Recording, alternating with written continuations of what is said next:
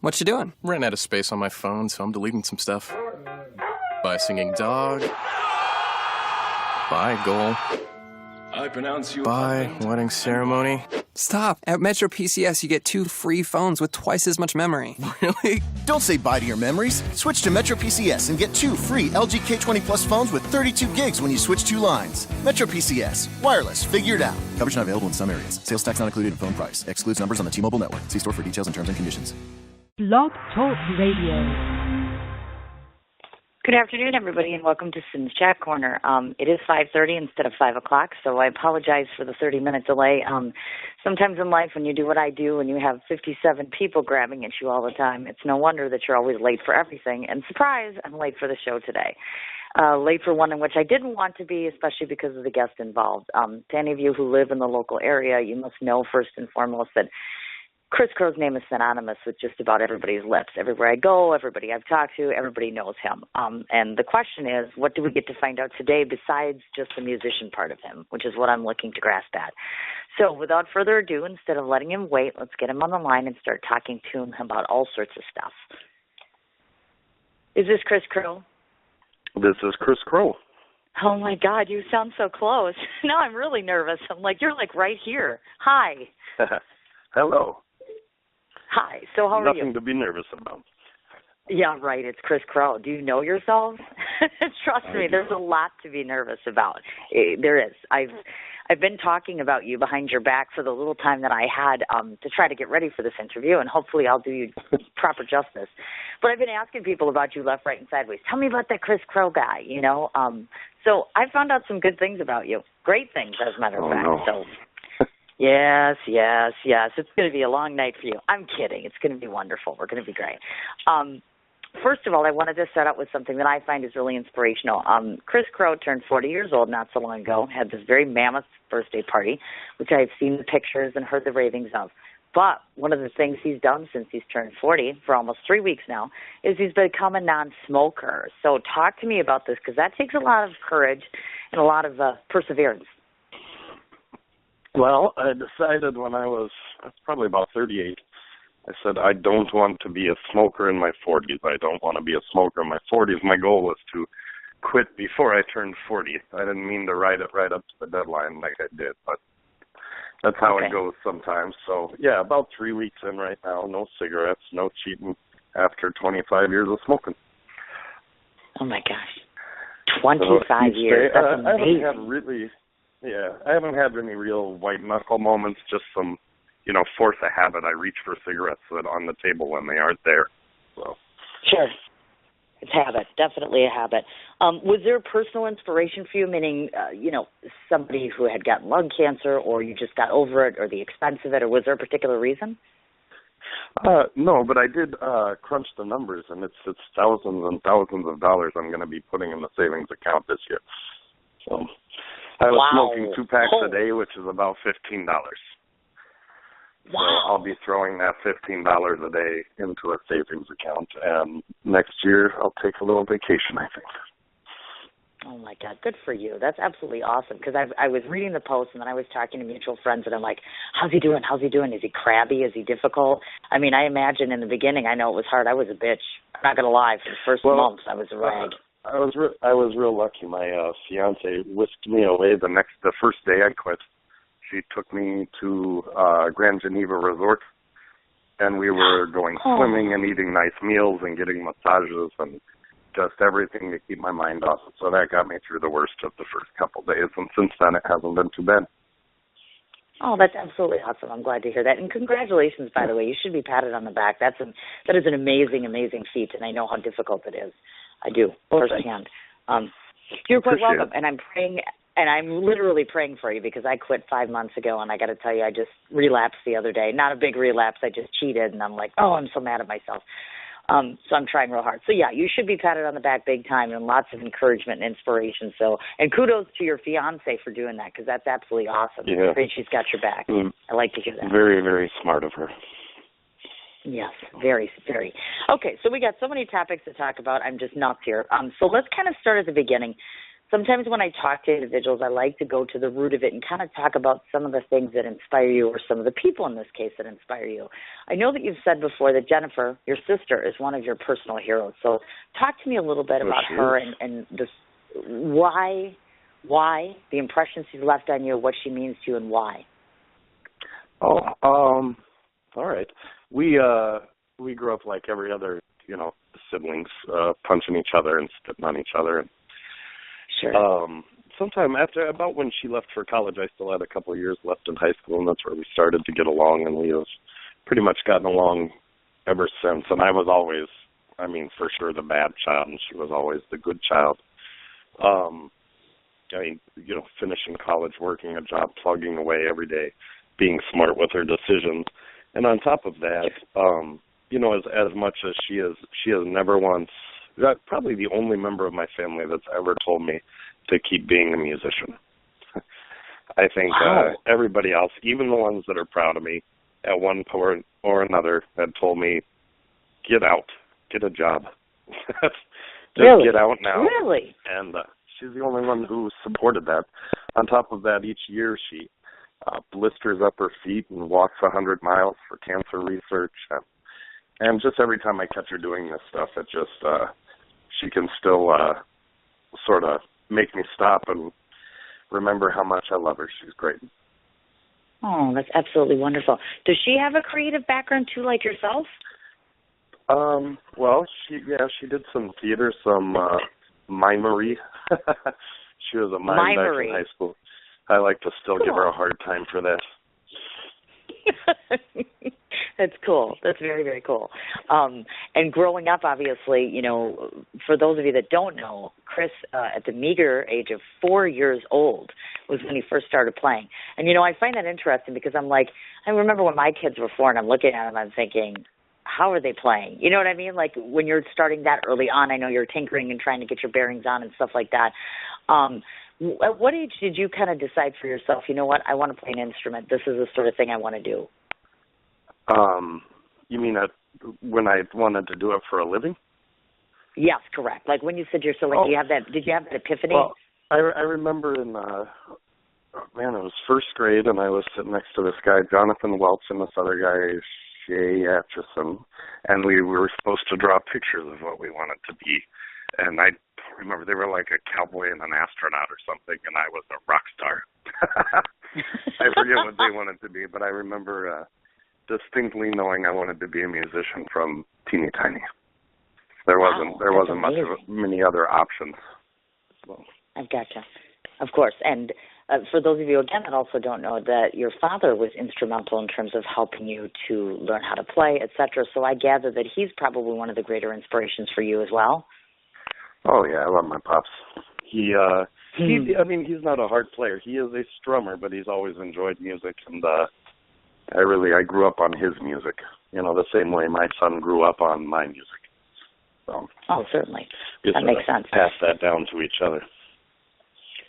Has there been a point in time where you and your father have ever entertained the idea of entertaining together, per se, sharing a stage, doing a production together? Oh, not really. He lives in Iowa, where I'm from, and I live here. We used to strum together, but he's not strumming as much as he used to. He now has developed a new love, which is VJing. He likes to set up the PA system and the big screen, the projector, and then DJ with the videos up on the wall, and that seems to be his new passion. So he's not strumming like he used to. I gotcha. I understand. And as he gets older, obviously, I'm sure it's more difficult and all that good stuff. That's one thing I like to ask people like yourself. With you playing the guitar and you playing piano, are there any physical challenges that come along with that? Like sometimes people, like I write too much, carpal tunnel, things like that, permanent sort of conditions. Have you been affected by that? Oh, there's plenty. I have severe carpal tunnel in my right hand, and then I have mild to moderate in my left hand, but I've had that since 2001. Okay. And that's, it's just the whole posture change, lifestyle change. You get used to that after a while. I really don't want to have the surgery. So I can imagine. I've adjusted to that over the years. You get different things. You know, I tore my rotator cuff in my youth trying to move a piano by myself like an idiot, but nothing, nothing too major. I stretch before I play. I sit as straight up and down as I can. I try and make sure my hands don't feel the hurt. So. I gotcha. And you're young enough now. You're only 40 years old, so I mean, you've still got a long enough time to be able to play, and hopefully it won't be too affecting to you. Because sometimes it can be very hard on a musician, definitely, without a doubt. Now, we should talk about one of the first of many things that I'm proud to announce about Kris Crow, and that's, of course, that you're a WAMI winner.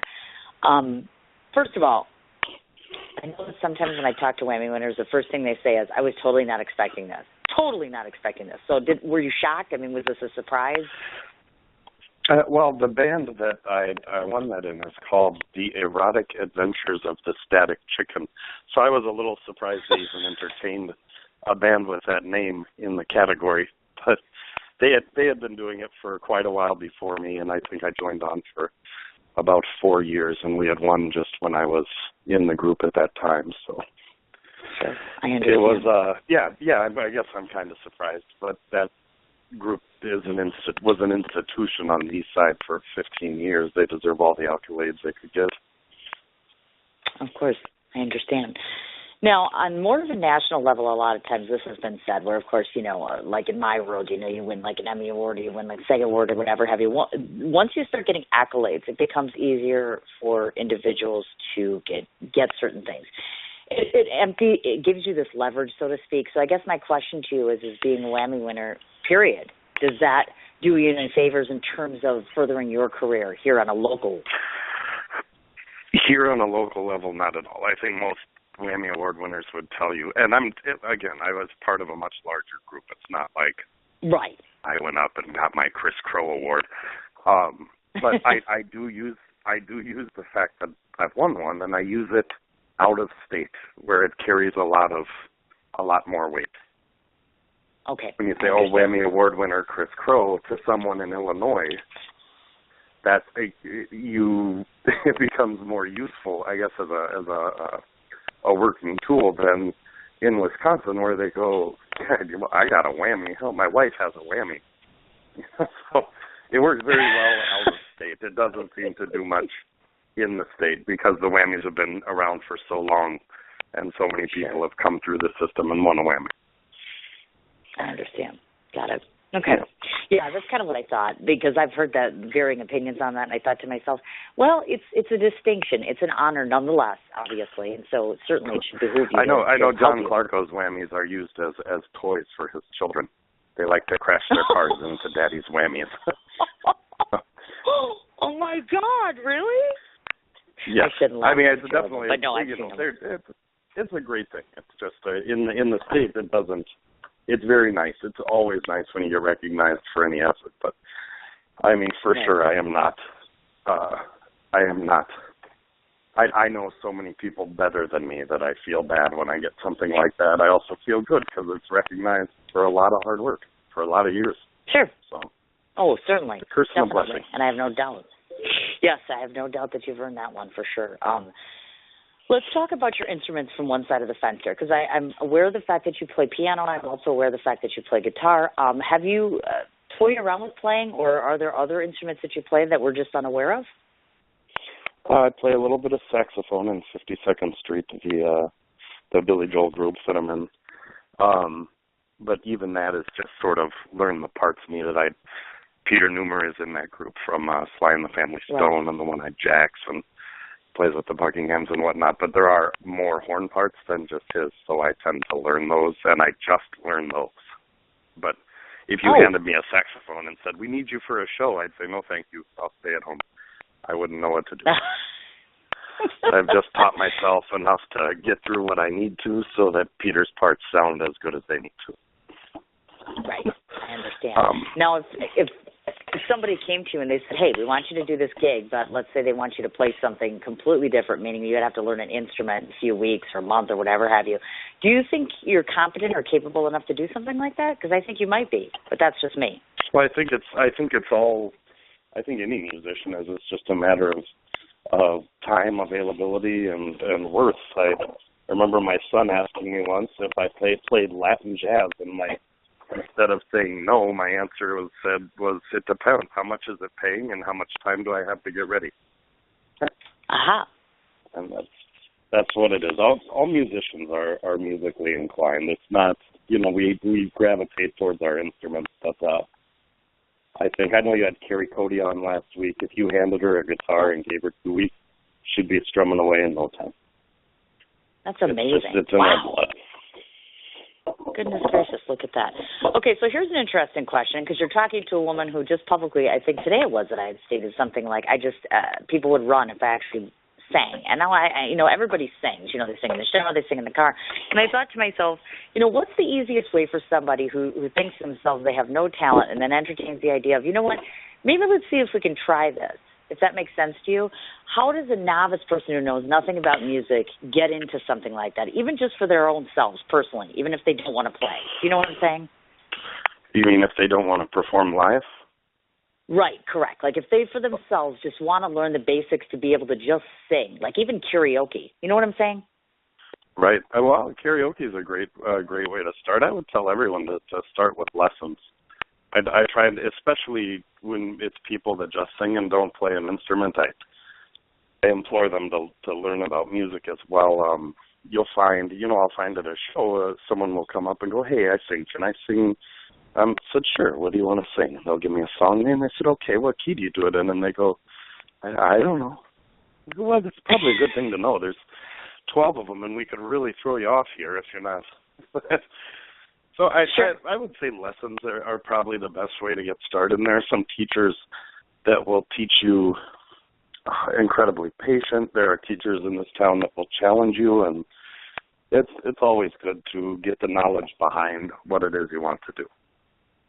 I'm sure when you started your radio broadcast, you were listening to a lot of hosts, a lot of different hosts, and adopting different styles and trying new things, and you were trying stuff on your own, and that's the way it is with everyone. With everything you start doing, you gotta start somewhere. You need to steal what you can from who you can. You need to apply your own, and you just practice.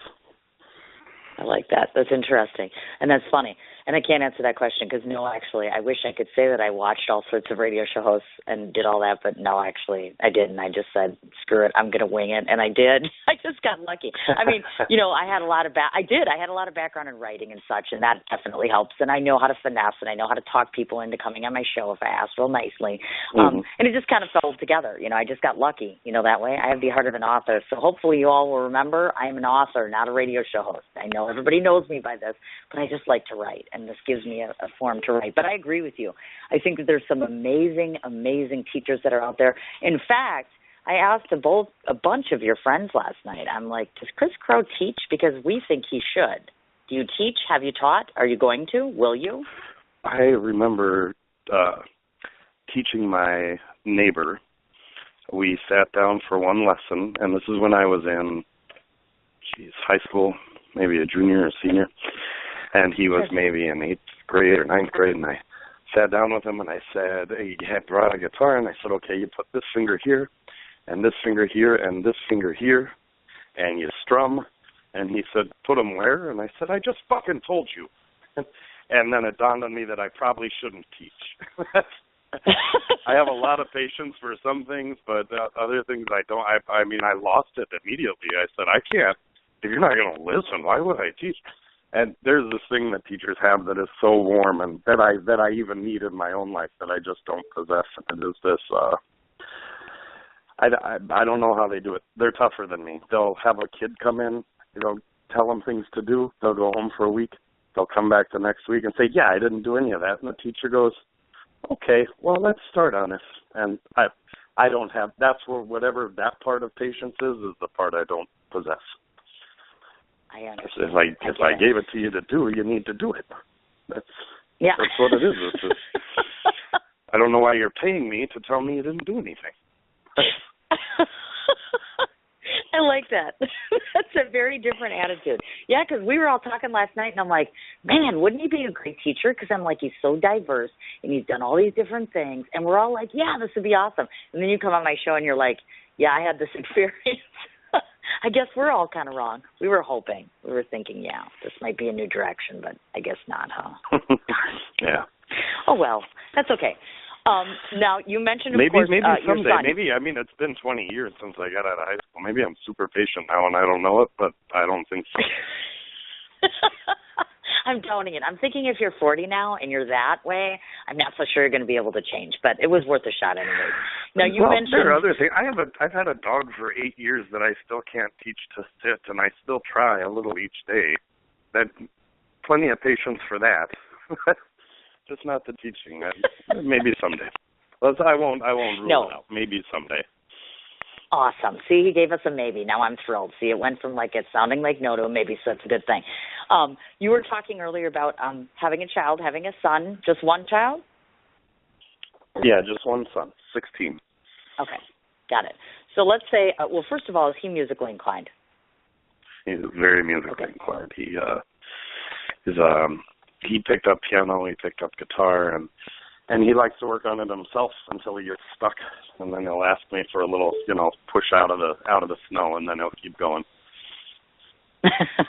I understand. So I've really done very little for teaching him. I just sort of get him out of jams when he really can't figure something out. Oh, I gotcha. Okay.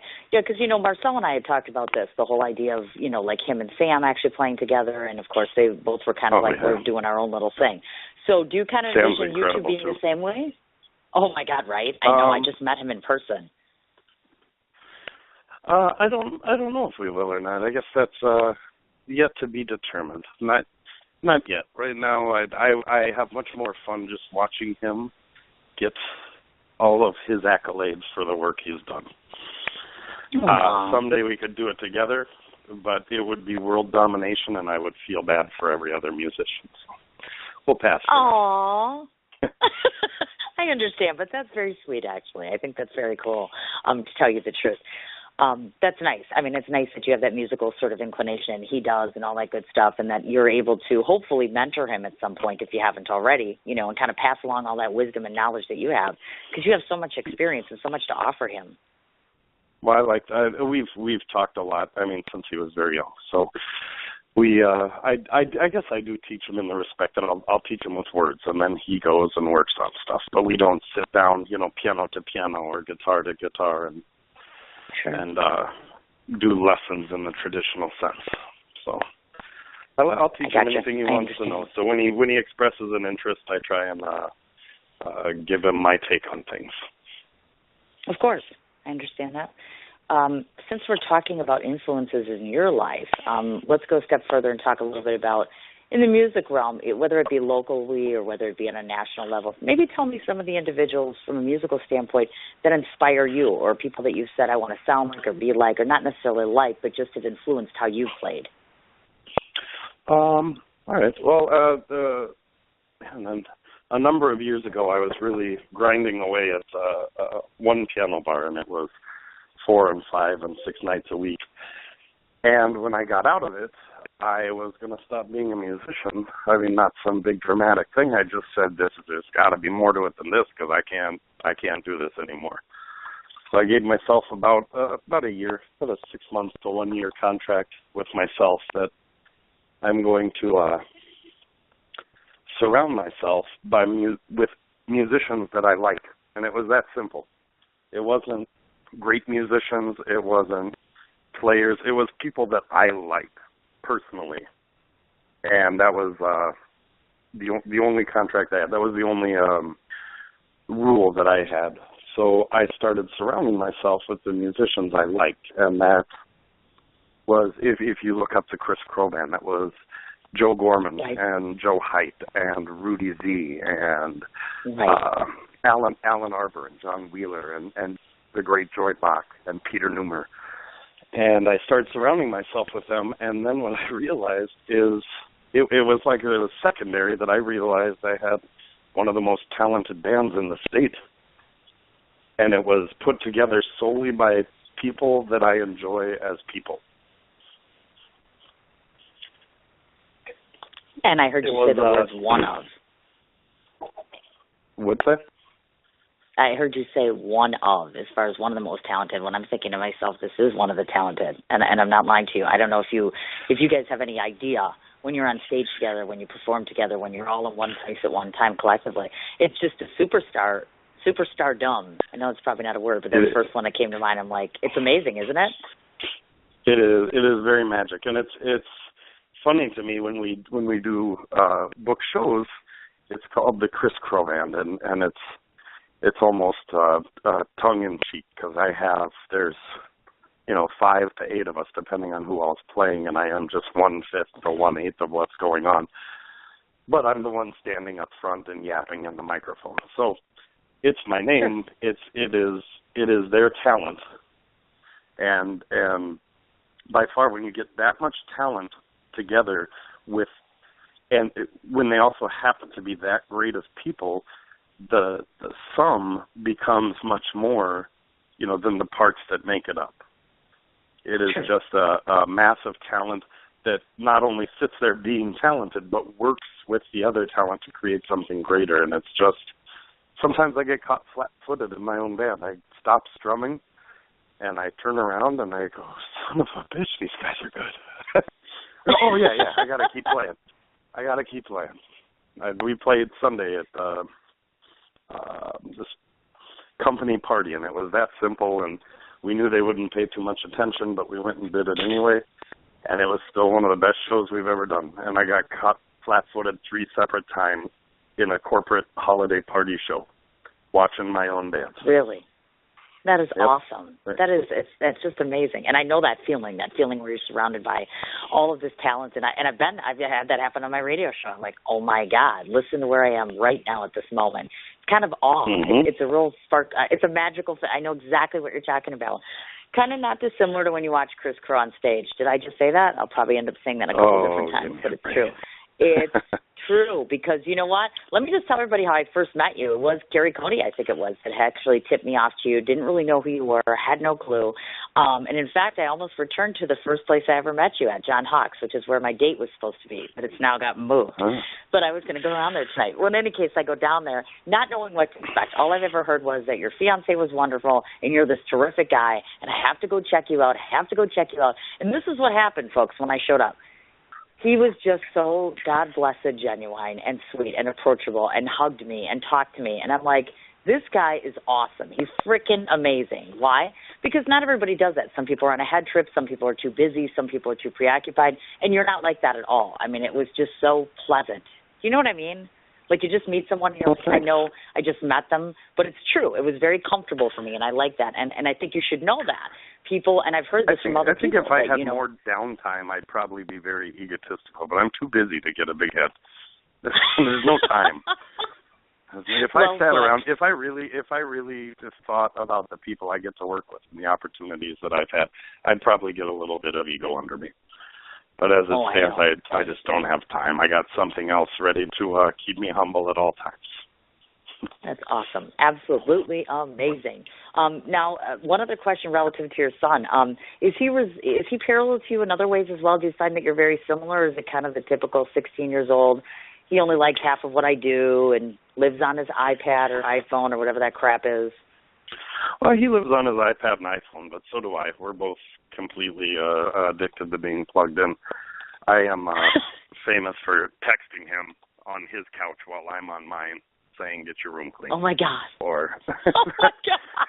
And it's because I know I won't be able to pick his head up if I say and call him by his name.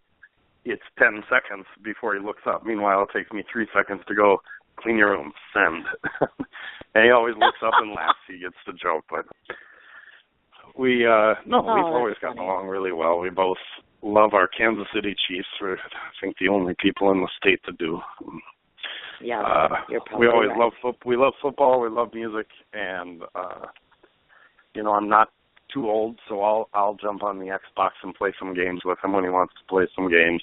He will come out and clean the garage with me, or help build the desk in the basement with me. We take an interest in each other's interests. Terrific. And speaking of which, we're talking about teaching and all that good stuff. I want to cover something. To those of you that don't know, Kris, of course, got his education in Boston at the New England Conservatory of Music, which is one of the, in my opinion, one of the finer schools that are out there. So it begs to ask this kind of question. Do you think that you got more benefits going to more of an elite, what I would consider to be more of elite type music school? What were the benefits or some of the fringe things that you've taken away from that have made you a better musician? A better music. Well, I should have stayed longer than I did. Unfortunately, I took off. I would have loved to have seen that out and graduated. But as far as benefits from them, they're too numerous to mention. I mean, I went from the middle of Iowa to downtown Boston, bordering on Roxbury, Massachusetts. So culturally speaking, that was quite a shock in and of itself. And then. Well, on top of that, the school itself, you're right, it is one of the greatest music schools in the world, in my opinion. Right. You can go through and read the alumni anytime you want. But in my time there, it was access. That was the key of going there, was access to anything. If Yo-Yo Ma came through and was playing the cellist, mm-hmm. You could, if you went to New England Conservatory, you could just go. It was free. And you could sit with him and answer questions after that. I remember my roommate was a trumpet player, and there's a famous brass quintet called Canadian Brass. And they would swing by, and they would just take us to lunch. They would take him and I to lunch. They would come to get him because he was a trumpet player, and they'd say, bring your roommate. And we'd go eat. So on top of the free meal, I'm talking to these professional musicians. They're highly professional musicians that tour the world quite often, and I have access to them. I think Anton Fig, the drummer from David Letterman, I got to go watch him, and I got to watch him do some hand drumming, and I got to watch him do some set drumming and go ask questions of this stuff. And this is on top of, your regular curriculum. You had access to stuff like this all the time. You had tickets to see the Boston Pops or the Boston Symphony Orchestra, the Boston Ballet when you wanted to. And you could do any of this stuff at all times just by going to the school. There were 712 people in the entire university, masters, everything. And so everyone had plenty of time. I know David Arnold he was an opera singer with the New York Metropolitan. He was flown up twice a week to teach myself and one other guy. I can't think of any school where you can get that sort of individualized attention. So it was access to a lot higher level of stuff than I ever could have come across on my own. And one of the things that I've noticed, at least maybe it's just my imagination, because I've asked a number of different musicians, and I'll ask you the same thing. Like some of the individuals that are in town, like for instance Matt Tyner, some of the other great, and I mean great musicians, have very little to no formalized education. They kind of are self-taught. So I just want to get your viewpoint on this. Do you think that an individual can play just as well, be just as successful, minus that sort of education? Oh, absolutely. I think there are musicians in this city, lots of them, who are more successful than me that have never had a formal education. It's like I said, that the school was great and access to all this stuff was great, but it was so different than the career that I went into. They're both musical, yes, but one would have me singing operas and one has me playing at the Jazz Estate tomorrow. They're very different career paths. And I think as I wouldn't trade that experience for the world, but I wouldn't say that it particularly helped me be in Milwaukee as a local musician. I understand. Got it. Yep. Because I know I've got my boys, and of course my one son is just learning how to play violin, and we were talking about this, and I'm like, Joe Ketchum has started teaching him, and I was like all excited. I'm like, great, honey, we're going to learn this. And after 3 lessons, and Joe's a terrific teacher, by the way, but after 3 lessons, it was kind of like, okay, well, I don't want to practice, and I don't know if I want to do this, and maybe I want to get into singing now, and I'm like, it's difficult, I mean, you're like, really? I had no be like, what's your problem, kid? What's going on here? Really? Come 3 on. weeks? 3 weeks? That's your big effort? Come on. I was bummed, too, because I'm like, I got a great teacher. I looked all over the place, and I'm like, this is going to be awesome. And it was kind of like a letdown, man. I'm like, really, now you want to sing? And I'm okay with that. If they want to do artistic anything, I am way on top of that. I'm like, that's awesome. But I'm like, 3 weeks? I'm like, you made us get this violin, and the kid's sitting here, and he's like, okay, Mom, next thing. I'm like, okay, whatever. I think that's a kid thing, though. I don't think it's the instructor thing. I think they just kind of, they either want it or they don't want it. I mean, I think that's just it. Right. Could be me. Right. What can I say? A lot of people, especially piano. I have a lot of people who come up to me, and I didn't start playing piano until after I got out of New England Conservatory. So I'm very not classically trained at piano. I'm all self-taught. And I have a lot of people come up that they haven't played since they were 12, but they took 7, 8 years more lessons than I have, and they like to come and point out how I do everything wrong. But the one thing they all say is, I wish I had stayed in piano. I wish my parents had made me stay in piano. And I hear that more than maybe anything else. Oh, I used to play piano like you. I wish my parents had made me keep doing it. I hate it. I wish they had made me. And one of the things that I wanted for my daughter was to play piano. That's interesting. And, I've talked to other people, and some people, they pick it up really well, and then some people are just so challenged by it, and they're like, I just can't do this. You know what I mean? And piano is a beautiful instrument. Oh, my gosh, the piano, the violin, obviously the guitar, which, you've mastered quite well, saxophone you mentioned and such. I think each instrument has its own challenge. And I think that, anytime you can master at least one, if not 2 or more, in my book, you're like a flippin' maestro. Again, I'm I don't know about that. Every musician, I tend to be pretty pragmatic. I know what I do well, and I know what I need work on. But the key is I do it all the time. That would be, the difference between someone who wants to do it and doesn't want to do it. It's not gifted to me. It's not. It's not because I want it more. I guess in a respect it is. I just do it every day. If your son's going to pick up his violin once a week, he's going to get better at that once a week speed. You know what I mean? Right. I know what you're talking about. I do. That's all. I don't find myself particularly talented, but I do get better all the time because I'm still doing it every day. Did you just say you don't find yourself particularly talented?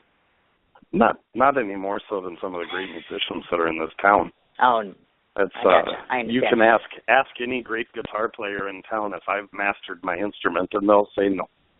Ask them if they have, they'll say no too. It's just a lifelong goal, and I'm going to ask people about this, to be honest with you. But you can forgive me, but since the name on this show is mine, I'm going to say you're a great musician, and I'm going to keep saying it because I can. Maybe I'll drill it into your head. And if not, I'll recruit my new friend Jennifer Crow to knock it into your head as well, because obviously if you were not great, you wouldn't be on this show. And that's not tooting my own horn. People can come to me all the time to come on this show. I picked you because I wanted to.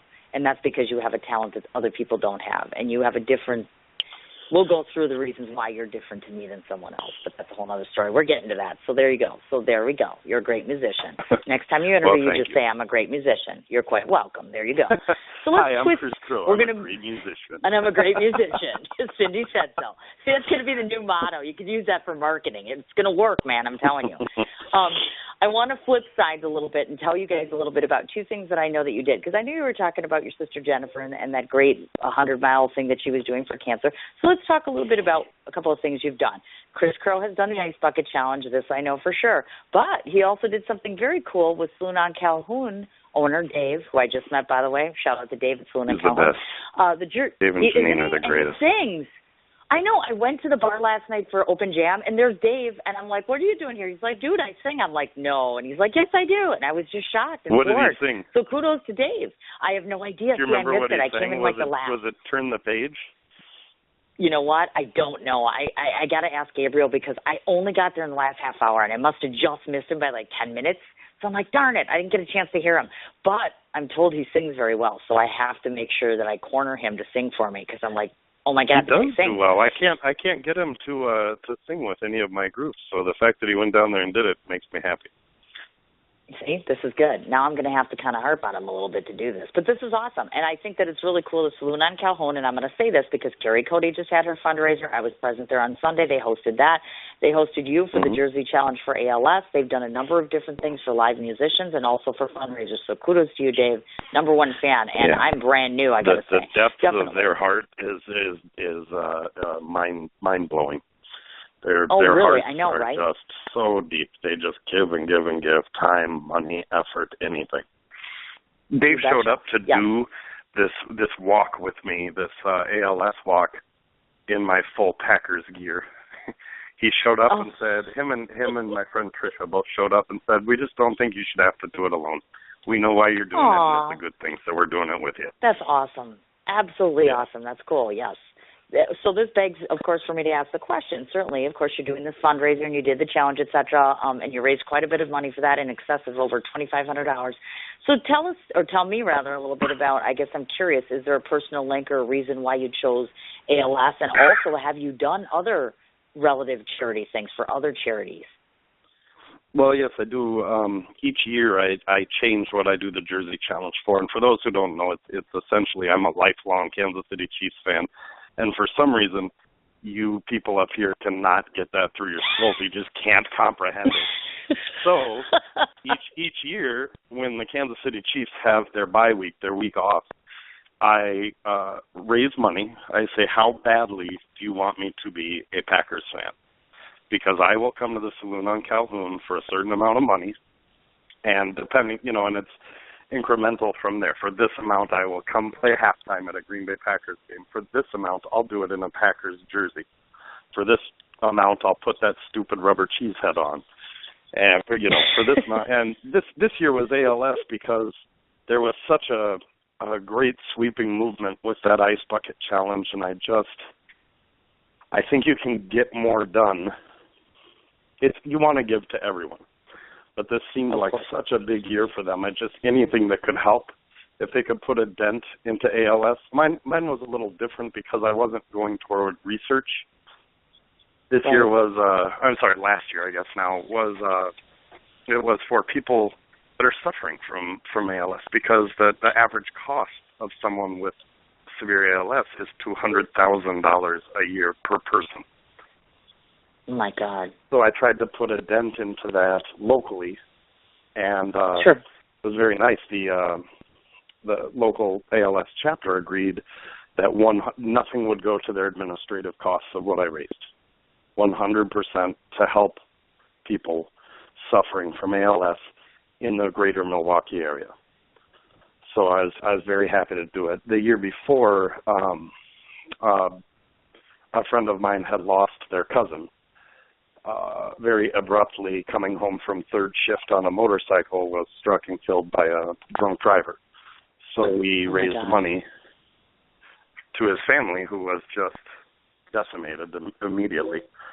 So I raised, I think for that one it was, I don't remember, maybe $1,500, $16, something like that we were able to raise and help that family. And next year it'll be something different. But the ALS was just, they were getting all this money. I wanted to keep it going, and a lot of people had learned about ALS, and actually, this summer with that ice bucket challenge, a lot of people grew aware of something they had no idea about. Correct. So I figured we could use their new knowledge, and we could do some good with it. And they could humiliate me for certain amounts of money. I love that mentality. I do. I thought that was absolutely amazing when I saw that. And I thought to myself, you know what, that's great. You have such a great sense of humor about everything, and that you're willing to go above and beyond. And I love that in the Milwaukee area, so many people do. They go above and beyond for charity and things of that nature, and I think that's absolutely amazing and wonderful. I did want to bring this up because this is just me, the nosy host, having idle curiosity. So I want to know just an incy-wincy little bit more about this, because during the Ice Bucket Challenge, one of the people that you named was, of course, our fine weatherman, Vince Candela. And I was hearing about this whole to-do with Vince Candela. And, dude, I got to tell you, man, I want to know what the hell the story is with Vince. I'm like, the guy keeps talking. And for a while you were talking about Vince. And then I saw this post about it. And I always wanted to ask you, what the hell's the deal with Vince Candela? So give me the short style here. What's the beef? What's the story? Oh, man. I love Vince. We're good friends. No, I'm just kidding. Gosh, about a year and a month ago, it was the 9th snowpocalypse, stay home, don't leave your house. It's starting at 6 p.m. Right. And so I went to my show like I had to. And this bar opened with bartenders and managers and owners and staff and like they did all over the city, all over the Fox 6 viewing area. And restaurants, theaters, taxi drivers, all these different professions all had to go to their jobs. And everyone else sat at home at 6 p.m. and turned into the news. Well, the snow that night started at about 1:40, 1:35 in the morning. That's when the storm hit, as I was pulling into my house after sitting at a show for no one. And I'm pretty even-tempered, especially in social media, because that is, I need to represent myself well there. I need to be calm. You can't, as someone with a public job, you can't get on there and blow up about every little thing. But I had finally, I think, reached my limit, and I specifically called him out. I specifically told him that what he's doing is hurting commerce and he's hurting all this other stuff, and it's not fair to the people who are dependent on, post-news broadcast business. And that it's one thing if you're off by a couple hours, but when you're off by 7.5 hours, you're killing commerce in your own town. And oh, sure. I shouldn't have been as strident with my words as I was, but I was. Okay. And what I found was that every single person that has to work after 5 p.m. started crawling out of the woodwork and saying, thank you. Oh, thank you. Wow. Now, what I did wrong was tag him and tag Fox 6 and Fox 6 Weather. It was all of them. It wasn't Fox in general. But, sure. He was the one I was watching, so I was particularly angry with him. So I'm tagging him on Facebook and I believe on Twitter and some other social media outlets while I'm ranting. And, oh, my. And I forgot about it, and I went to bed and I woke up. There were just hundreds and hundreds of likes and comments and right on. And I went, oh, well, I didn't mean to, be a leader. I was just trying to bitch a little. I'm not trying to. So the next day I had gone to see the Kansas City Chiefs play at a place out in Brookfield where 4 or 5 of us meet for each game and watch. And they were losing really bad, and I was drinking beer. And I got a call from a blocked number, and I answered it, and I said, hi, this is Kris Crow. He said, hi, Vince Candela, Fox 6 Weather here. I said, okay, who is it? It was Vince Candela, and he told me, I mean, among other things, that he nailed that forecast. And although he's sorry that I feel that way, he'll be retiring in 2 years and 2 months, and I won't have to worry about his poor forecasting anymore. And the only thing he will miss is having to respond to things like this. Wow. So maybe it was the fact that I was 3 or 4 beers in, or that the Chiefs were losing, but as soon as I got off, I typed up as much of that conversation as I could remember, and I put that right on up there. Well, now I know. Look at that. My gosh. So that was that. And I think none of it really made me mad. I mean, it makes me mad. It's business, and I hate watching these. We're musicians. We're not rich, but we can get by missing a few shows here and there. There are bartenders and cocktail waitresses and everything else that are dependent on stuff like that. I mean, 2 days off could kill them, could wreck them. And so I was just mad from that perspective. But what made me the angriest was how every time I would tag his name, he would systematically untag himself, but never acknowledge. So after that, I just would tag him here and there, just to see if he's still going through and weaseling his name off of things. So this summer, I extended an olive branch and said, hey, I have this show on the roof of the MAC. Why don't you come up? We'll look at the weather together, bury the hatchet. Never heard from him. And then I played on Fox 6 a couple months ago, and I was trying desperately. Joe Height was actually helping me. We were racing through the studio trying to cut him off and let him walking. But he disappeared down a side door, and that door locked behind him. So I gotcha. I whatever. understand. I do. Oh, my goodness. Well, that's a thank lot you of for telling radio me. Now time I know. to explain the one time I was a real asshole. I just wanted to ask the question. That was just idle curiosity as far as that goes. So I wanted to know. So thank you for satisfying my curiosity. I appreciate that. Someday we'll be BFFs. Yes, there you go. I have every hope that you too. And I'm going to gather he didn't do the ice bucket challenge either, did he? No, he just systematically untagged himself. Look at that. How ironic. We're not liking you right now, Vince. Okay, now I'm not going to say we. I'm going to say I don't like to hear that. And you know why? Because Bart Adrian goes to my church, and I like Bart Adrian. You remember Bart Adrian? He's awesome. He's fabulous. Goes to my church. Super nice guy. Absolute Facebook friend of mine. I'm like, I got no problems with him. So that dude. I've never had a problem with any of the news personalities. I think they've all just been great. I just had that one problem. And they seem to have gotten a little better this year. It seems like the East Coast is now the Vince Candellas. They're the ones screaming about 5 feet of snow and 8 inches. But I know. It happens everywhere, and unfortunately, at the bottom line of their job is ratings, and it's not always them. There was Chris McGinnis was a meteorologist with ABC here for years. He's out in Oregon now, but he was so good at coming out and saying, you know what, it's going to snow. And you know what else?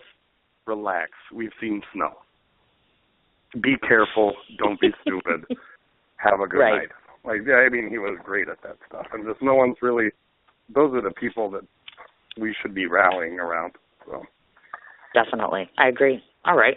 Well, let's talk about something a little more impressive. Kris Crow. Let's go back to him. Okay. Instead of talking about Kris Crow the musician, we're going to talk about Kris Crow the man, because that's what I had said. One of the things we want to cover is actually talking about you. And I've said this 100 times. And every time I talk to somebody about a musician, and it could be a musician, actor, whatever, they always get this heightened sense of, that's not really a person. Like, until I interviewed Reverend Raven, and so I'm like, oh my God, did you hear that, people? He cleans the litter box, he does normal stuff, you know what I mean? A lot of times you guys are kind of put up on that pedestal. So let me just tell you a little bit about what I learned about Kris Crow by sneaking on his Facebook page and talking to other people, because that's what I had to do. So there is a personal side to you, so that's a good thing. First of all, I've seen your dog, and that dog is beautiful, and it's a snuggly dog. That's what I would call it. It looks like one of those dogs that you can, like, put into bed and snuggle with you. I thought that was very cool. I have 3, but one of them we call my gumat, my lady on the side, my gumat. I have 2 others that are irritating, but I love the one, Hazel, the yellow lab. She's my lady on the side. Oh, that's cool. Do you have other pets or just the dogs? We have a tortoise, too. It's kind of like a zoo in here. Why am I not surprised by this? 3 dogs and a tortoise. Okay, I like the tortoise. Definitely a bonus. One of them hasn't, the one bad one hasn't started barking yet since we've been on the phone. That's a good thing, because my cat's been prancing around my kitchen. Jam is like running around like a bat out of hell. She's jumping at things that don't exist. I don't know, she's either excited, lack of attention, or she's hungry, because she's wandering around her. It's because I'm not paying attention to her. I'm on the radio right now, but she doesn't know that. Yeah. I've noticed you're an avid fan of Stephen King, the man I want to retire because I'll never be a good author until he leaves. He's fabulous. And I'm just curious, the attraction to Stephen King. This was my fear, because I think you were talking to Carrie Cody about the likes on her page, what the different things she had liked. Yeah. I just tend to click on those whenever they show up. I like Stephen King. I used to read a bunch when I was young, but I wouldn't call myself. Okay. Probably anything on my likes or interest page is just stuff that showed up, and I said, sure, what the hell. Oh, darn it. Now I'm going to ask you more questions. I don't mean to cut your legs out from under you, but I'll what's that? Now I'm going to be going down this list like, yeah, Kris likes this stuff. And he's going to be like, dude, not really, because it was just a play. Let's try it. I'll tell you outside of social media if I really like something or not. Okay, this is a good thing.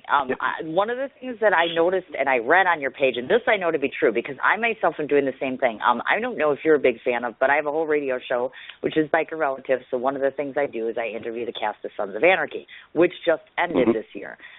So I noticed that you had put a notation out there yourself about looking for, and I too am doing the same thing. Have you found new television shows? Because like SOA is gone now. Some of my other shows have left, like Boardwalk Empire, things like that. Have you found new things that you enjoy watching? I mean, that is assuming you have any time to watch. Oh, no. No, I don't. I think we're just miscommunicating. I'm actually looking for weekly shows to play. Like, I used to play at John Hawk's every Wednesday. Yeah. So I was just sort of throwing it out there to musicians if they knew who was looking for weekly shows at the moment, because my weekends are full. Yes. And my weekdays, I have time to sit here and go off about Vince Candela. So now we are in two separate directions. But I would happily talk TV with you. What's that? Yeah, because I'm looking for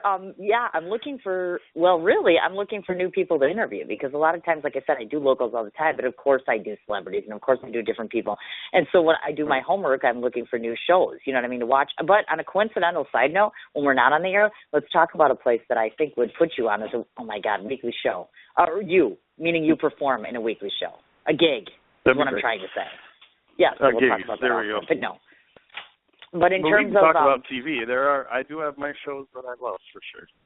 Okay. So what is Kris Crow doing when he's sitting at home and the boob tube goes on? What's he watching? I never watch actual television anymore. I'm always on Netflix or on demand, because I've given up on commercials. I don't know, favorite show would be Arrested Development, bar none. That is one of the smartest, funniest shows I ever saw come on television. I was mortified when they took it off, and I was super excited when Netflix added a season years later. They picked the show back up. It was dead, and everyone had gone on to be famous, and they brought them all back together to do another season. It is one of the funniest shows. I of course, like every other human being that watched it, loved Breaking Bad.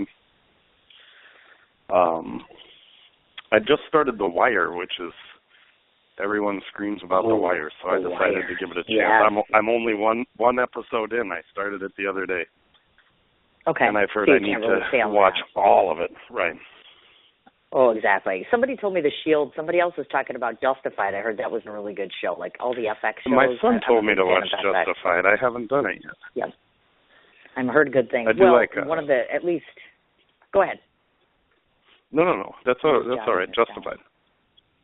Justified. Yeah, Walter Goggins is in that show, who used to be on Sons of Anarchy, of course, and some of the people from Sons have been on that show, which is nice. I also heard, American Horror Story, of course, because I'm one of those weirdos that just does that sort of thing, and I watch that sort of crazy You know what? stuff. I like it. Every time I watch it, though, I watch 5 episodes, and then by the 6th one, I go, no, I don't like it. Yeah, I know love what you're talking about. The first half of every American Horror Story season. The first half. He's like, we only get that far, and then no, we don't like that anymore. No, it's like when there's questions and something horror and spooky about it, and then it gets. You know what though? I haven't finished this year's season with the clown. The missus will not tolerate any clown horror in the house when she's around, so I need to watch it in her off time. I was just going to say, right, because I can tell you my daughter is obsessed with the clown thing. I think people there are a lot of people afraid of clowns in general. I think back to Stephen King, I think for a lot of it, it's from the movie It. That's where it started for a lot of us. Yes. From the book and the movie It. That is one of the creepiest clowns ever.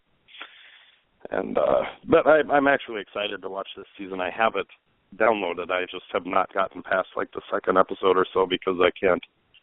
When I do have time to watch, if the missus is home, I don't watch clown horror. No, I understand in what her you presence. mean. No.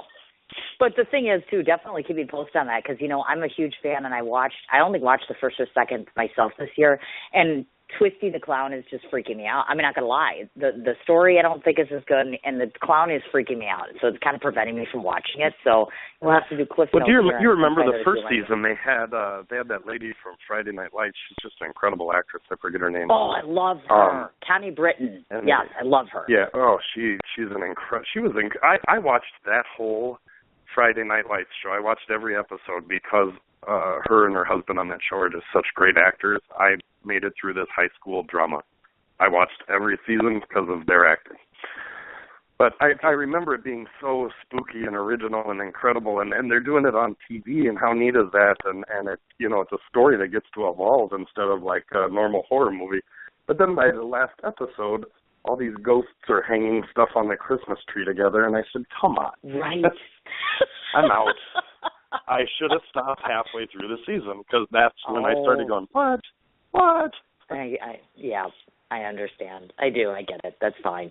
Now, the other personal thing that I wanted to get to before we kind of move along and talk about your musical history and, of course, your current bands is, I don't want to be too invasive. So just tell us a little bit about how long you've been with your missus and how you guys met. I always like a good love story, so I'm just curious to hear how you all met and how long you've been together and just kind of tell people that. Because unfortunately, I haven't had the pleasure to meet her at a gig or other places. So I'm kind of curious myself, if you don't mind. She used to come to shows, and I used to have people get on stage so that I could go stand over by her and watch them play at my show. So I could go stand by her, and then I had heard that she liked the song Walking in Memphis by Mark Cohn. So I went home and I learned that song the first night I heard that. I stayed up till about 4:30 in the morning trying to put my own spin on it. Then I didn't see her for a while after that, but I had that in my back pocket. And when she came back in, I played it, and she said, oh, my God, I love that song. I've always wanted to hear somebody do that song. I go, oh, you too? Really? I love that. Yeah. And I played it all cool. And then she was dating a guy at the time, and then they had, so I didn't do anything untoward toward her. I just waited. Then they broke up, and I waited quite a few months, and I called her at her place of work that she owns and said, hey, this is Kris Crow. Just so you know, you're welcome to come to my shows. I haven't seen you since you and so-and-so broke up, but you're welcome to come to my shows. He no longer comes to my shows either. It's not like you'd run into each other. And She showed up that night, and I faked being drunk. I said, I am so drunk I can't go home now. Would you mind getting in a cab and going grabbing some late-night breakfast with me? And she said, no, that's fine. So I completely conned her into going to have some breakfast with me. And then we cabbed it back.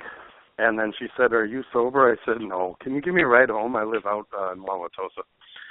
So I made her give me a ride home, and I talked to her the whole way out. And then I ran in the house, and I called her like a ninth grader. And I talked her all the way home, back to her place on the east side from my house. And she went in, and we just talked into late, early morning. And we've been together since. That's it, 9 years. Wow, it's been that long. I didn't think it was that long. I guess that's why I was wondering. That's awesome. That's amazing. That is. People always ask me when I'm getting married. I said, I've been married since my second date. I don't know what you're talking about.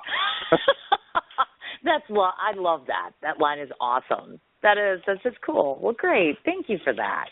Wonderful. Well, I'm glad I got to talk about her a little bit. So there we go. So now let's talk a little bit about you from the past up until the point where you are right now. I'm just going to give a kind of an overview to the people that are listening about Kris. You've played and, of course, toured with other individuals besides the current bands that you've been in, some of which include 40 Thieves, Freshwater Collins. You've obviously played with the Prince Experience, which we notated before, and as well as touring with the Westfall for 8 years. You've played at various venues in Milwaukee, such as Zoo a la Carte, Potawatomi Casino, Milwaukee Harley. You've also, as you mentioned before, you've appeared on TV show Morning Blend, which is our local, place here. Oh, those girls are the best. Tiffany and I know they are. I love Tiffany. She's absolutely amazing. Yes, I want to ask a question about that first. We'll start right there as far as the Morning Blend. We'll back up because that was your television appearance. And this I try to ask to a lot of musicians, and I ask myself the same question, which is why I do what I do right now. There are a lot of times when I speak to musicians, either in person or other places, you're very fortunate in some ways, more the elite for being on the Morning Blend, because as you know, there's just hundreds and hundreds of musicians in the city, and very few that get opportunities like that to be on, television, radio, etc.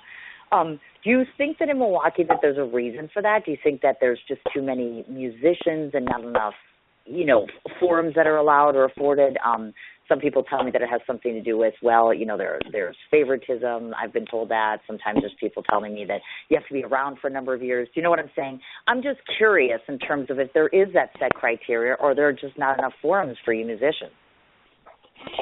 Well, I'm not sure. I don't know if I would say favoritism. I don't know that I would say it's probably nothing negative. There's just so many musicians, and really for some acts, for some of the acts in town, it would actually be a detriment for them to go on a show like the Morning Blend because they're trying to keep it so real.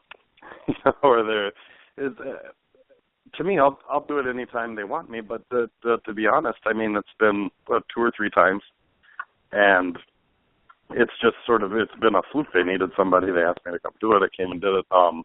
Joy Bach, who sings in the Kris Crow band, I'm assuming who put our names up for that because she is a guest host there sometimes.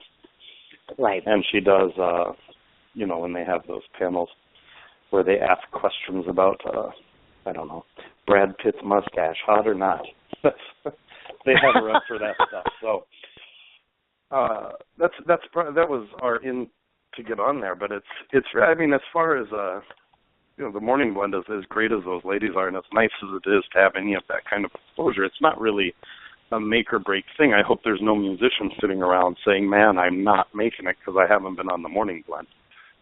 Right. The fact of the matter is I have had 2 responses from being on the Morning Blend. The first was someone saying, I liked your show this morning, so I got on Facebook and liked your Facebook page. And I said, thank you. And I had another one that said, you really stunk it up on TV today. And those are the only 2 responses I've had from being on TV in the morning. So, wow. Don't worry if you're a musician somewhere feeling left out. Say, out of all my appearances, it has generated me, 1 positive and 1 negative, so a completely neutral response. Gotcha. I understand. Yep, that's why I figured I'd throw that out there and ask, because like I said, I always get varied opinions, so it was, I was just curious, of course, asking that. Yeah, I was a little nervous the first time. I had been on TV before, but never in that sit down and answer questions ways, and those ladies are just great at making you feel great and at home, comfortable, much like your show.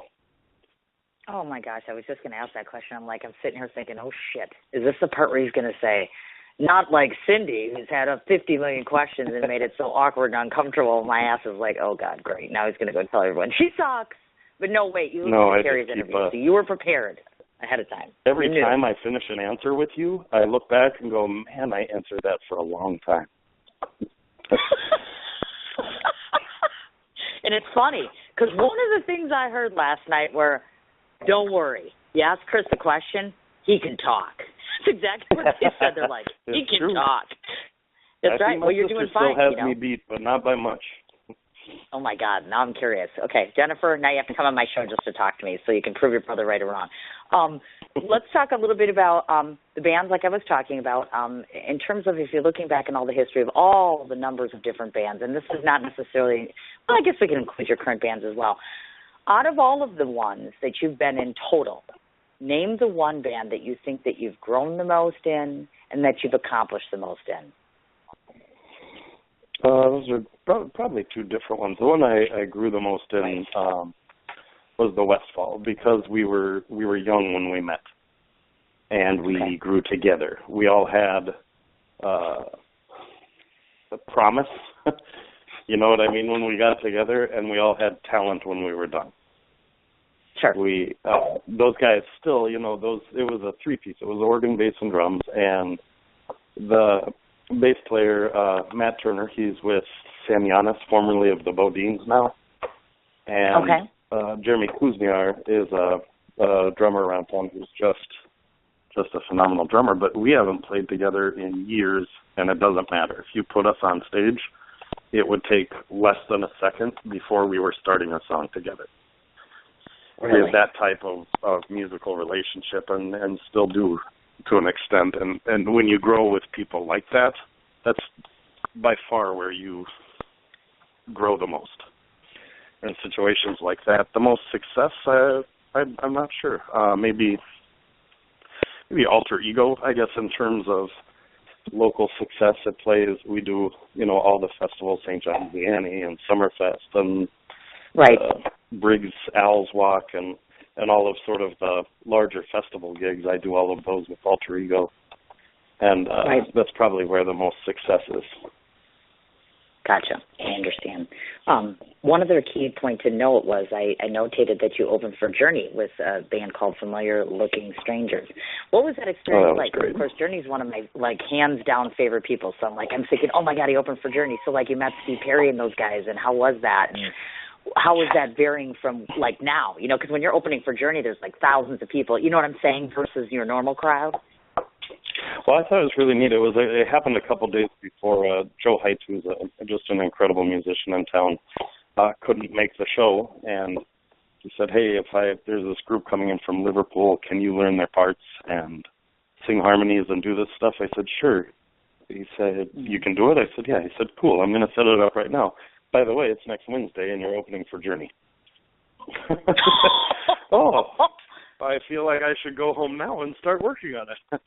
The keyboardist, guitarist, singer from Journey, his name is Jonathan Kane, and he is just amazingly talented, and he also cracks the whip in that band. He makes them all practice and over and do vocal warm-ups and vocal cool-downs, there aren't many pop music heroes I have, but he's definitely one of them, and one of the neat things is I'm back there with these guys from Liverpool who are incredibly nice, but I only understand about 30% of everything they say because this Liverpool accent is so deep. It's not that cutesy Beatles accent that people use. It is thick. And so I'm back there not understanding them, and then Journey shows up, and, Steve Perry doesn't actually sing with them anymore. He left in the early 90s. There's this wonderful singer, Arnel Pineda, who sings with them now.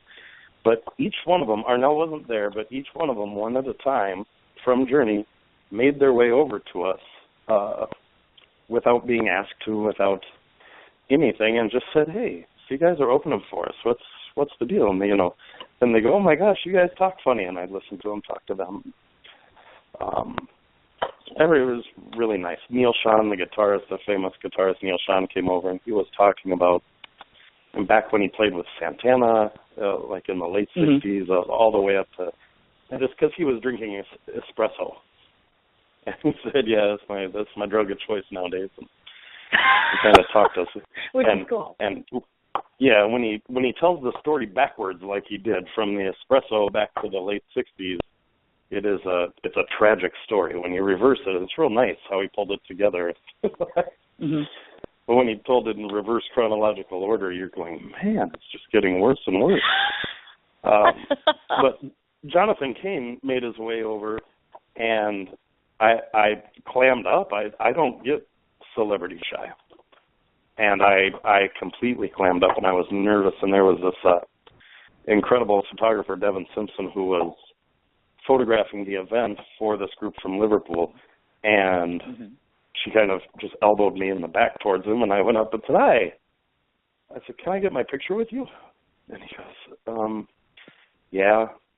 And we put our arms around each other, and I looked at him, and I said, "You're like the me of Journey." And he started laughing, and she snapped that picture that's up on my page right now that I'm sure you saw, the black and white one. Yes. That is currently printed up and is going to get framed and go up in my studio. It's going to be the first picture I put in the studio. Yay! Very, very nice. Okay, I got two more things for you before we get to your current bands. The first of which is just to give a backstory. You originally, your hometown is Des Moines, Iowa. You have also lived in Indiana, Arizona, and Chicago. You opted to move here in 1998. So what I'd like you to do is just kind of tell our listening audience how you ended up going from where you were and then deciding that you wanted to live here in Milwaukee. Okay. I went to, Chicago, Boston. Yeah, you got them all. Indiana. Yep. I had left Indiana, South Bend, to go to Phoenix to take care of my mom who had breast cancer. And my sister had been taking care of her for a couple of years, and I went down to put in a little bit of time. And So I went down, and while I was down there, one of my friends from high school, Jerry Nugent, he's a phenomenal actor. He's in the Milwaukee Repertory Theater, the Milwaukee Rep. He had gone to Marquette after high school, and we always kept in touch, but he called me down in Arizona when my mom had just gone into remission again, and said, I'm doing this thing, I'm going to be an actor here, so I went and rented a house, and I can't afford it. And I said, oh, well, my mother's in remission, I'll come up too. I mean, it was that simple. It was, sure, I visited you there once, it seemed cool, I'll do that. So I moved to Milwaukee. Wow. Really? Yeah, stayed there for a while, yeah. It was, just it like was that. that It just sounds too simplistic. Yeah. Oh my goodness. Let me ask you, in all the places you've listened to, Okay, Cindy, try that again. Of all the places you've lived, I've listed Chicago's an absolutely wonderful place to be. Arizona, I haven't been. Indiana, I hate it. I would never go back there again. That's just my personal opinion. I wouldn't go back to Indiana either. Thank you. So I'm glad to hear that one. Thanks. Is there once you've been in Milwaukee now, because obviously you've been here about 15 years or so, do you ever regret that decision and think to yourself, yeah, maybe I was better off staying where I was, or are you grounded now here? No, I'm definitely grounded now. If you're asking my favorite place to live, it's as I get older, I just want to be back in the country outside of Des Moines, where I was raised. Nice. However, as far as being successful, you can't be a successful. This is the best place for me to be successful, and I like Milwaukee. Really? So I'm quite happy where I am. Yay! If I were to retire, if there wasn't being a musician on the table, I would be right back 20 miles outside of Des Moines. That's exactly where I would be. I get you. And are your family roots It's a great place to be raised. It's a great place to raise children, and in between, while you're trying to grow up, it just sucks being in Des Moines. I bet. From about 18 to now 30, it's the worst. Really? Now, if I were to they're ask doing the better rest of now, your family, but at my age, yes. What's that? Well, right. I was going to say. Now, do they all live here? The rest of your family in Milwaukee? No, or are they my back sister's split in up? St. Louis. Okay. My dad and his wife are in Des Moines. My mom passed on, and that's it. I got a pretty small family. My aunts and uncles are all spread throughout Iowa and Minnesota and Arizona. I gotcha. Okay, so kind of spread all over the place. And that's kind of tough, I know, when your family's all over and all that good stuff. And what's their reaction to your success in terms of, were they kind of thinking to themselves this whole time along, well, like you had said, some had some friends and some other people had said maybe give up. So is it kind of sweet success for you in terms of, yeah, I said I wasn't going to quit and here I am now and look at me sort of thing? Do you know what I'm trying to say? Like, here I am? I think everyone probably has a certain percentage of screw you to their success. Bingo. I remember my 7th grade choir teacher when I auditioned for swing choir telling me that not only was I not making swing choir, but she couldn't keep me out of general choir, but I might want to consider it. So there's always a certain level of screw you to her as I go along with my career. But my family, my family is the best. It's very small, and they're just incredible people. I'm always interested in what I'm working on nowadays, and especially now, I'm 40 years old and I'm still doing it. They've given up telling me to get a job with benefits. So because you're not going anywhere, this is what you're doing. Yes, I understand. And now they've jumped on board, and they're real interested in what I am doing and how I'm doing it. And my sister never stopped though; she was there from the beginning. You're a hero, and justifiably so. Yeah, we like Jennifer hero on this show. We do. We like Jennifer. Jennifer, we like you. We do. Or at least I like you, and Kris likes you. We'll get everyone else to like you too, though. That's awesome. Now, I think you should have. I think you should have a segment on each of your interviews going forward called "Do You Know Jennifer Crow?"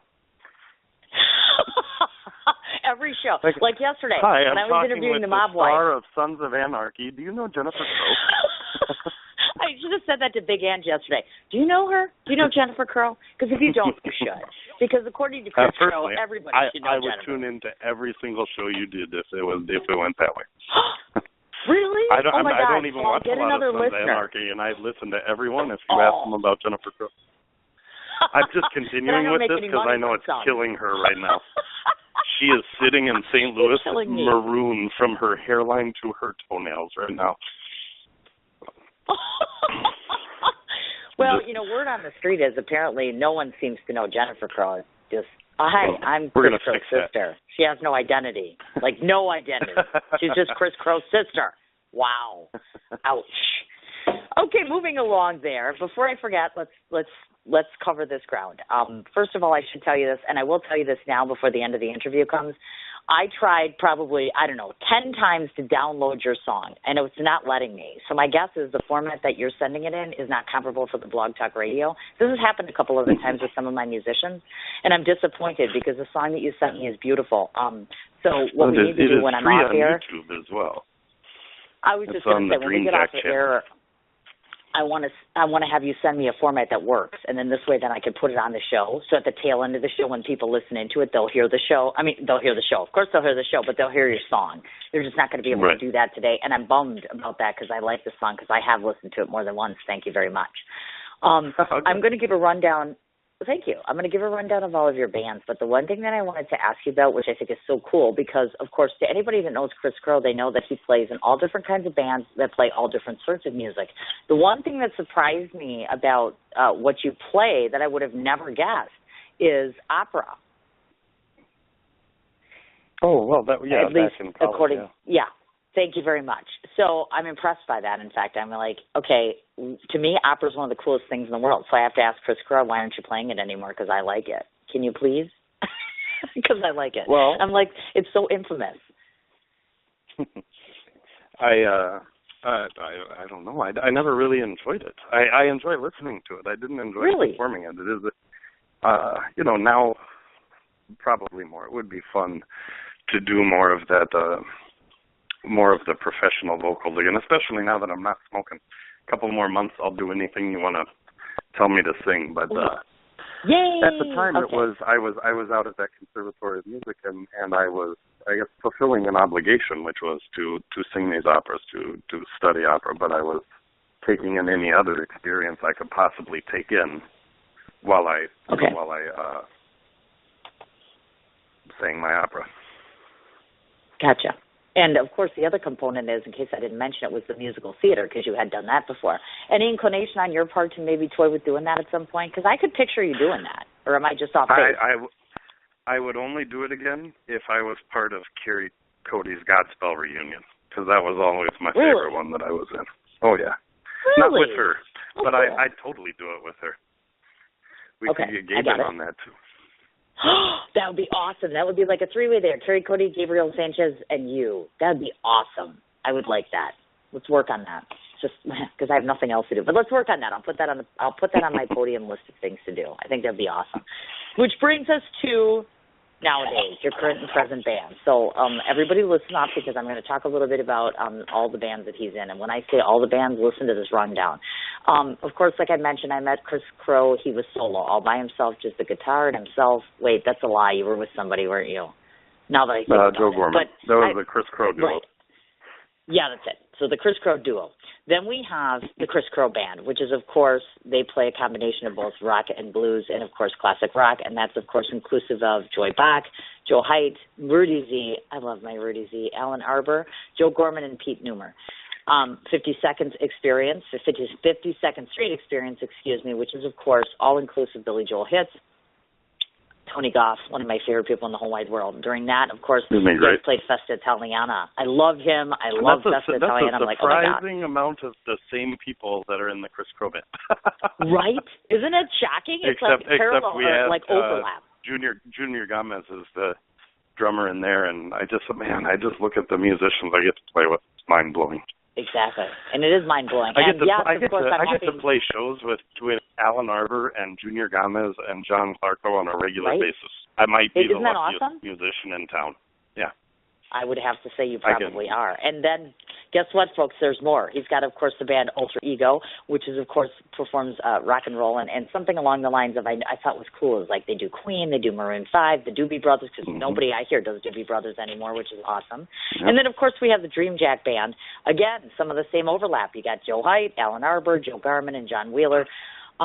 Those things. He's also been a part of the Prince experience, of course, once again, highlighting guys such as Gabriel and Rudy Z and Junior. And coincidentally, people, Junior Gomez just told me last night he's coming on my show in March. So excited. I cannot stand it. I love getting, your love entire radio studio will be so overflowing with positivity from one of the greatest people I know. Right, because that just get will around not happen Junior when and it comes to you. smiling before you even talk to him. Right? You just get a big grin on your face. I know. He's amazing. Like last night already when I was saying I'm doing Kris tomorrow, he's like, amazing. That was the key word all night when I talked to him after the gig. He's like, he's amazing, he's amazing, he's amazing. And these people, this is the way they are. They talk about you. They talk about your knowledge and being able to read music, being able to, just the technical side of music that you understand so very much. People say this about you. They were talking about, like I said, you got a big mouth and you talk and you talk and you talk. They didn't use that word, but they're like, he'll go on and on and on and on and on. And that sort of good stuff. They've also said it's been a joy and an experience, both a joy and an experience playing with you on stage, knowing you off stage as well, which to me always signifies that I've picked the right people to come on my show. Because that means, when people in your fellow realm talk about you that way, I find that to be probably the best compliment, because I can toot your horn all day, but I'm not a musician and I'm not in your field. Definitely. It truly, truly is. So the one big question I want to ask about in terms of all of these local bands, obviously you've got a list of 5 or 6 that are on here. So 2 questions come to mind with this. First off, do you prefer having the overlap, meaning playing with the same musicians time and time again because it's become mainstay and it's become easier for you and you have building relationships with them, versus playing with somebody that's an unknown? And then second of all, looking down the list of all these different ones, would you say to yourself at some point in time, I'm inundated here and I kind of need to maybe simplify things and maybe cut down the bands? Do you know what I mean? Not that I think you should, but you know what I mean? To most people, that's a lot. That is the cut down list. Oh my list God. You're looking at a band that's after I decided 2 years ago that I really needed to trim out some of the bands. It was a couple of years ago, and I think it was something like 280 shows that year. And I just said, I had to pull back the reins a little bit. I don't even have time to practice.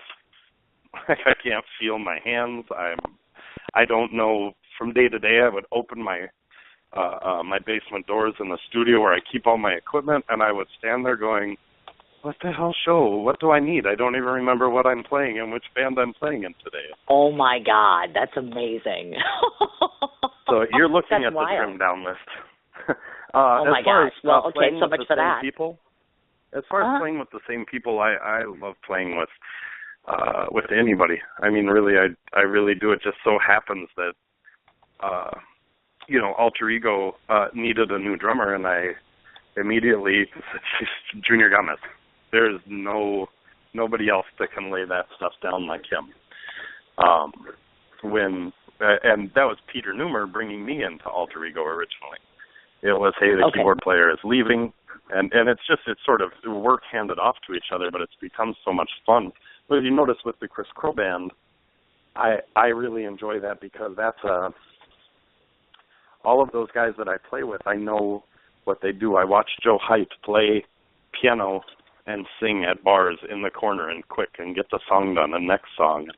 I know Joe Gorman plays at all these weddings on Saturdays, and it was a place that I could take all these people I love and give them a place to open up and do what they do. Because, okay, I'll take a quick solo. I go, I don't want a quick solo. Solo until your fingers bleed, and then we'll go to the next thing. And it's been nice giving them an opportunity to really expand on what they do. So exactly, and they're all amazing. And I can say firsthand that I know that I've seen 1, 2 of them, maybe even 3 of them. I'm disappointed I haven't seen Prince Experience yet, but I'm hoping to get to that. I know I will, obviously, because Gabriel's coming on my show next week, so I have to step it up. I'm like, God, the level of quality. I'm excited. You start with Carrie, then we've got to you, now we're going to him, now we're going down to all these other guys. I'm excited, and I'm flattered. I'm flattered that people say yes to me, because you'll have to ask Gabriel for his secret crunk cake recipe. he makes some cake, and he'll bring it to your birthday or something, and the stuff is like rum cake, but we call it crunk cake because you can get addicted and be like a cake addict on the corner after you've had a piece of this cake. There's something in it, and he has yet to give me the recipe, but maybe he'll give it to you if you put him on the spot. Oh, my God, yes. I totally will do that. I know that sounds horrid, doesn't it? But I totally do. I'm all about putting people on the spot on the show, as you know. You listen to Carrie, of course, and I threw a few dingers in there because I'm like, just for shits and giggles, it's one of those things. But I've been very kind to you, I think. So I think we did well. I do. I think we did well. Very kind. A couple quick things. Well, thank you. There's a couple quick things that we have to go over because otherwise I'm going to keep talking to you another half hour. And this poor man at this restaurant, my date, which is a rarity because it never happens. I do actually have a date. That means I have to finish your show to get to it. So we've covered everything except for a few things. What are you doing? I know. He's like, man, he's just sitting here. Hey, there's no reason that the guy can't wait. If the guy can't wait because I'm doing my radio show, what does that tell him? I'll just say, you know what? You know Jennifer Crow. That's what I'm going to say. Do you know Jennifer Crow? That's what you should ask him. You should be like, I was talking to Jennifer Crow. I'm talking to Jennifer Crow's brother. And you don't know who she is, but you better know. And if you want this date to go well, you better learn. And by the way, you better go check out Kris Crow. That's terrible. Okay, before I forget, a couple business things. I'm going to go through the rundown, so please listen first. Facebook-wise, you have your personal page. You have the Kris Crow Band page, Alter Ego fan page, 52nd Street page, and also the Dream Jack Band page. You can be found on YouTube and Reverb Nation. I found out today, and yes, I'm following him. He's on Twitter, and that's at Christopher with a K, Kristopher, Crow, and that's all together. And then as far as websites go, www.kriscrow.com, www.alteregofan.com, www.dreamjackband.com, and 52ndstreet.com. Am I missing anything? I don't know. I'm going to say no. I don't know. I think you got them all. You never say that on a radio show. No, I was petting my dog. Sorry, I was petting the good dog. Wow. So basically, let's see. We're doing a radio show interview, and he's petting the dog. Not paying attention to me. You're getting ready for a date. No, I'm not. I'm talking to Kris Crow right now, okay? I'm not doing anything but talking to you. In about 5 minutes or so, I'll be getting ready for my date. So back off, buddy. What can I say? I just want to make sure that we're not missing anything because a lot of times, I want to go through the list and make sure that everybody can find you on social media because everybody's social media savvy nowadays. You know what I mean? That's where they go to look at everything. I mean, constantly. You know that. Well, I'll make it real easy. If you go to Facebook /musician Kris Crow, you can write me a message, and I am more than happy to tell you anything that may be missed, but I don't think you missed it. Okay. I kind of figured that. I try to be real thorough as far as that goes. The last thing I want to mention, of course, is upcoming stuff for Kris Crow. February 7th, you're going to be at AJ's in Muskego doing the dueling pianos with Joe Height. February 14th, you're going to be doing solo why can't I say that word?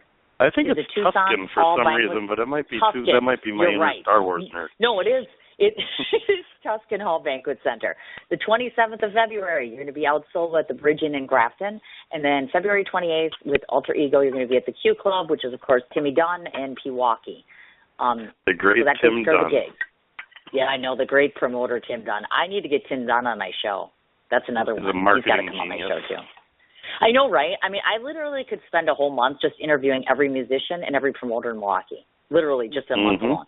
But I don't have a month. So you got in here, and I'm so excited. So now the last thing that we do, and you know what the last thing I do is, don't you, Kris? The last thing I do is I get to tell you what I think of you.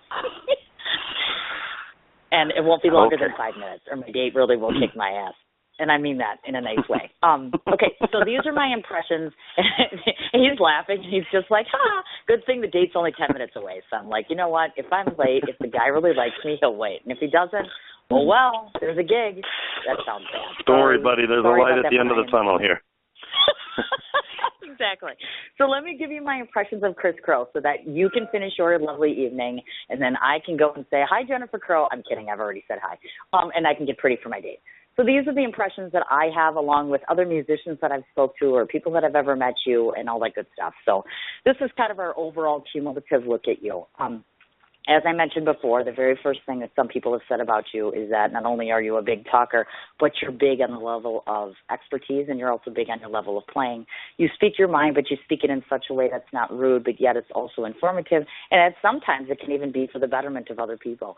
To use the word amazing to you, somebody else has already used that for you, so I'm not going to do that. The word that I'm going to use is I've become acclimated to you, acclimated to your music, acclimated to hearing about you, and acclimated about seeing you in each and every one of those bands. My problem with that is that I feel as though there's all this talent that you use in all these different bands, but I don't see enough of you, if that makes sense. Meaning that you're all over the place, but yet I think that you're bound and destined for even greater things than what you're doing right now. I find you to be an approachable individual, and for musicians, that's a great quality to have. You have humility, that goes without saying. The fact that you surround yourself with so many, and I know personally because I know most of the people you know, people of the same platitude, if for lack of a better word. You have this group of elite people that you surround yourself with, and that says one thing about you. That says that you must be truly a terrific person because you are a reflection of the people that are around you. I've watched your audience. I've seen the people that watch you perform, and I have to tell you that every single person that walks away has that same, the way you're talking about with Junior and people responding, they smile. They respond to you. They laugh at you. They laugh with you. And from what I can tell, people get a sense of, I want more of this. You leave your audience wanting more. And sometimes that's a musician's greatest hope, and sometimes it's more or less like, I don't want to keep going. I notice some musicians tire. But you don't. You seem to never tire of making fun of yourself, making fun of silly things, making a fool of yourself, and all for good purpose, which I like. I like the fact to some degree that you keep your personal life to yourself, but that must mean that the woman that stands next to you must be fantastic, and she must know how wonderful you are already. I personally, one of my goals for this coming year, yes, she is. One of the things that I want to do this year for sure is I feel very bad and embarrassed that and I admitted today, I didn't know all the things and projects you're involved in. So one of my personal goals for this year is to advocate you more, to support you more, to be present more, and to watch you grow more. I think that that's very important for me as far as that goes.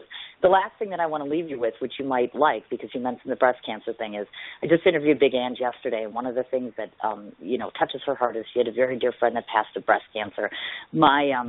The grandmother to my children passed from breast cancer, so I'm going to be putting a contest together that's going to be for the benefit of breast cancer involving Ange's wine, so I'm really excited to announce that. So I thought I would let you know that I will be keeping you in mind when I do that because I was unaware that it touched you. And the last thing I want to say to you is thank you so much for touching me and so many other people in ways that you probably don't even know that you do. I think you're a splendid talent, and I think you're a wonderful guy, and I really appreciate that you took the time to come on the show. Well, I had an absolute pleasure, and thank you for having me. Yeah. Really? Are you kidding? You gave me a chance to just talk? Everyone's always trying to shut me up. This was wonderful. Hey, trust me, I love to talk. And trust me, if I had a good another half an hour, we'd be talking for another half hour. But like I said, this guy's kind of cute, and I actually might want to do this. And I'm sure that, I do have to run out and actually spend some time with the guy. But definitely, like I said, I do want to make it a point to spend more time with you. And certainly know that if you ever need to promote anything, if you've got another, if you put something together like CD-wise or otherwise, or even if you just want to come back and shoot the shit, you can come back anytime. You have an open invite. That sounds great. I appreciate that, Cindy. Yay, you wonderful. You have a wonderful day. Hold him to a high standard, but don't be too hard on him now. You think? I'm going to cross my fingers. Really? You think so? Passed What's the first test. test? He's still there, right? He's still there waiting? As far as I know. First of all, I haven't checked my phone because I've been talking to Kris Crow, and we've been talking about who's that Jennifer Crow girl. Okay, sorry, enough about that. Okay. I'm going to kick you off my studio so I can go get beautiful in 10 minutes and get the hell out of here. But we will touch base afterwards about the song, et cetera, and go from there. But you have a wonderful evening with your better half, and thanks again for coming on. Thank you, Cindy. Anytime, dear. Have a good night. All right, you too. Thanks. Bye-bye. All right, kids, that was the fabulous Kris Crow. And when I say fabulous, I meant that, and I meant every word that I said. Personal thank you so much to everybody that was listening tonight and making it a point to supporting Kris, as of course I'm sure he appreciates it as well as I do. The support for the show has been amazing. Once again, you can find him on YouTube and Reverb Nation, Twitter at Christopher Crow, Facebook pages, the personal page, Kris Crow Band, Alter Ego Fan, 52nd Street, and Dream Jack Band. And then as far as websites, we've got chriscrow.com, 52ndstreet.com, DreamShackBand.com and AlteredEgoFan.com. So yeah, we're all set for that. Just to keep everybody up, and a heads up, since Canadian Connection, we have the Canadian band with Jeff Penney tomorrow, and that's going to be tomorrow at 12 o'clock Central Standard Time. So please tune in for that. Special thank you so much to Kris's sister, of course, Jennifer Crow, who's not only now my new friend, but thanks for listening to our antics and putting up with the both of us. And once again, Kris, thank you so much for all of your support, and thanks so much for coming on the show. And we'll talk to you guys tomorrow. I'm off to Beautify for my date. See you then.